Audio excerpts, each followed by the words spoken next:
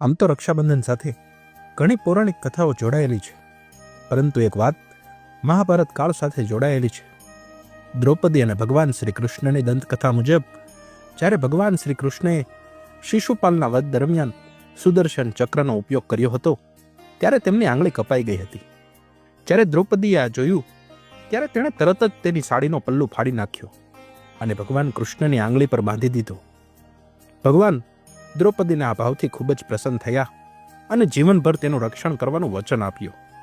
ભગવાન કૃષ્ણે દ્રૌપદીને કહ્યું કે હું તને વચન આપું છું કે ભવિષ્યમાં જ્યારે પણ તને મારી મદદની જરૂર પડશે ત્યારે તું મને યાદ કરીશ તો હું તને મદદ કરવા માટે તરત જ હાજર રહીશ.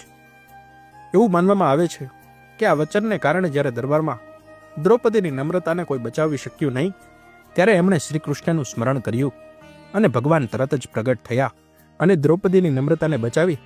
આમ તો રક્ષાબંધન સાથે ઘણી પૌરાણિક કથાઓ જોડાયેલી છે, પરંતુ એક વાત મહાભારત કાળ સાથે જોડાયેલી છે. દ્રૌપદી અને ભગવાન શ્રી કૃષ્ણની દંતકથા મુજબ જ્યારે ભગવાન શ્રી કૃષ્ણએ શિશુપાલના વધ દરમિયાન સુદર્શન ચક્રનો ઉપયોગ કર્યો હતો ત્યારે તેમની આંગળી કપાઈ ગઈ હતી. જ્યારે દ્રૌપદીએ આ જોયું ત્યારે તેણે તરત જ તેની સાડીનો પલ્લુ ફાડી નાખ્યો અને ભગવાન કૃષ્ણની આંગળી પર બાંધી દીધો.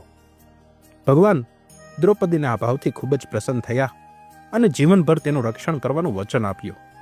ભગવાન કૃષ્ણે દ્રૌપદીને કહ્યું કે હું તને વચન આપું છું કે ભવિષ્યમાં જ્યારે પણ તને મારી મદદની જરૂર પડશે ત્યારે તું મને યાદ કરીશ તો હું તને મદદ કરવા માટે તરત જ હાજર રહીશ.